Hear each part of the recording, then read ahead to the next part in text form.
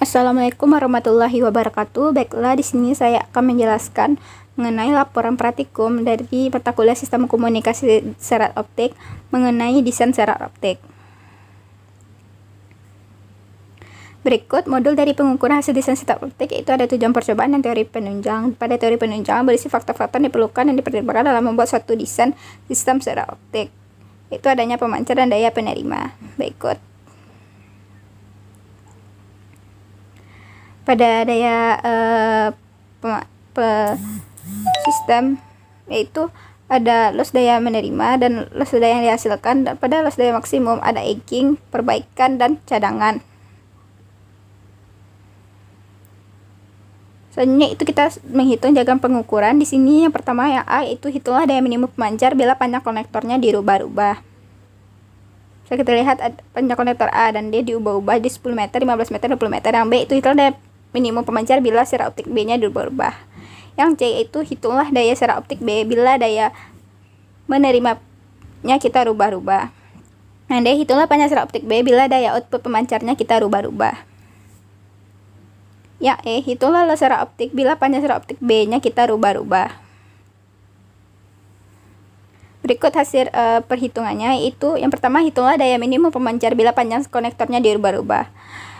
Yang pertama itu kita merubah konektor dari serat optik A dan D, kita ubahnya masing-masingnya itu 10 meter.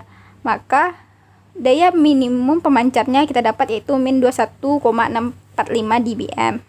Kemudian kita merubah panjang konektor serat optik A dan D menjadi 15 meter. Maka daya PN-nya kita dapatkan min 21,63 dBm. Kemudian pada saat kita rubah lagi A dan D-nya menjadi 20 meter, maka daya minimum pemancarnya didapatkan yaitu min 21,615 dBm.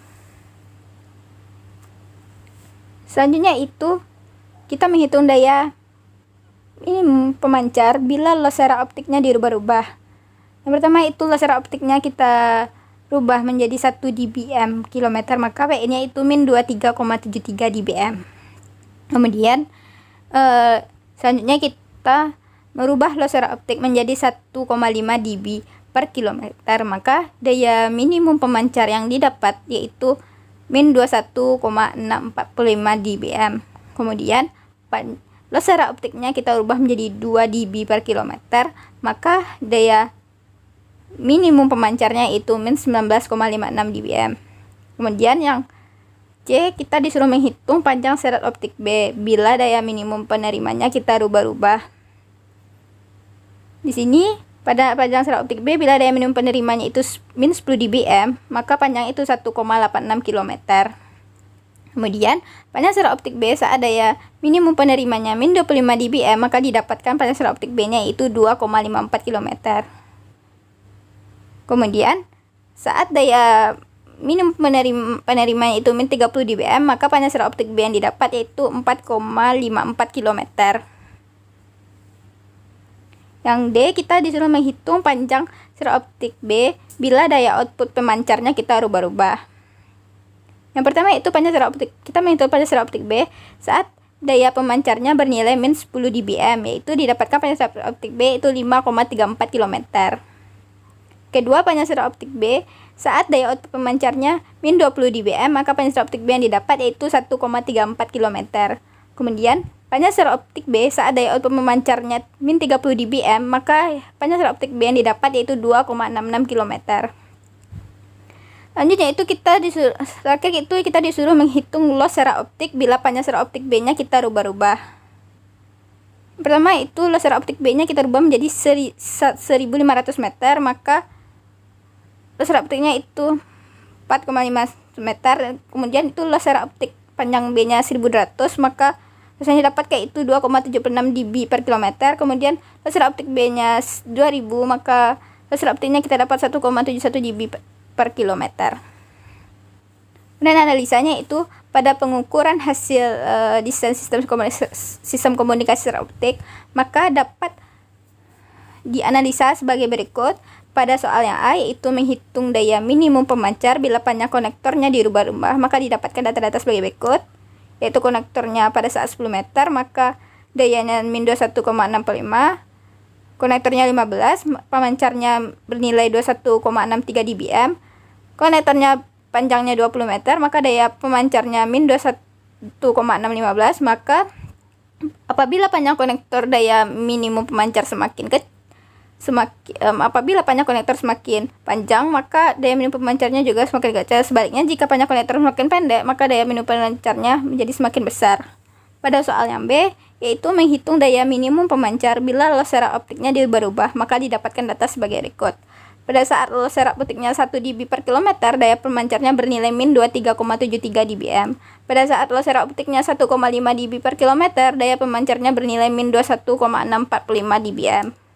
Pada saat loss serak optiknya min 2 dB per kilometer, daya pemancarnya bernilai min 19,56 dBm. Maka semakin besar loss serak optik, daya minimum pemancar semakin kecil. Sebaliknya, jika loss serak optik semakin kecil, maka daya minimum pemancar juga semakin besar. Kemudian yang C, yaitu menghitung panjang serak optik B bila daya minimum penerima dirubah-ubah, maka didapatkan data sebagai berikut. Pada saat daya minimum penerimanya 10 dBm, maka panjang serak optik B-nya itu 1,86 km. Pada saat daya minimumnya itu min 25 dBm, maka panjang serak optik B itu 2,54 km. Pada saat daya minimum penerimanya min 30 dBm, maka panjang serak optik B-nya itu 4,54 km. Maka semakin besar daya minimum penerima, maka panjang serak optik B-nya semakin besar. Sebaliknya, semakin kecil daya minimum penerima, maka panjang serak optiknya juga semakin pendek. Pada soal yang D, yaitu menghitung panjang serak optik B bila daya output pemancarnya berubah, maka didapatkan data-data juga sebagai berikut tadi, yaitu maka didapatkan kesimpulan itu, maka semakin besar daya output pemancar, maka panjang serak optik B-nya juga semakin pendek. Sebaliknya, jika semakin kecil daya output pemancar, maka semakin panjang pula serak optik B-nya. Kemudian yang terakhir kita akan menghitung pada soal yang E, yaitu menghitung loss serak optik. Bila panjang konektor B-nya dirubah-ubah, maka didapatkan data-data sebagai berikut. Pada saat panjang konektornya 1500 meter, maka loss serak optiknya itu 1,44 dB per kilometer. Pada saat konektor B-nya 1200 meter, maka loss serak optiknya 2,76 dB per kilometer. Pada saat panjang konektor B-nya 2000 meter, maka loss serak optiknya 1,71 dB per kilometer. Maka semakin panjang konektor dan serak optik, maka juga semakin besar daya yang akan serak optik, maka semakin kecil. Sebaliknya, jika panjang konektor semakin pendek, maka serak optik juga semakin besar. Dari analisa juga dapat disimpulkan ada 5 poin pada percobaan A, B, C, dan D, E tadi. Yaitu apabila semakin panjang konektor, daya minimum pemancarnya semakin kecil. Sebaliknya, jika panjang konektor semakin pendek, maka daya minimum pemancarnya semakin besar. Kemudian semakin kecil loss serak optik, daya minimum pemancarnya semakin kecil. Sebaliknya, jika loss serak optik semakin kecil, maka daya minimum pemancarnya semakin besar. Kemudian pemancar daya minimum penerima, maka semakin panjang pula. Begitu seterusnya. Baiklah, saya sudahi dengan Assalamualaikum warahmatullahi wabarakatuh.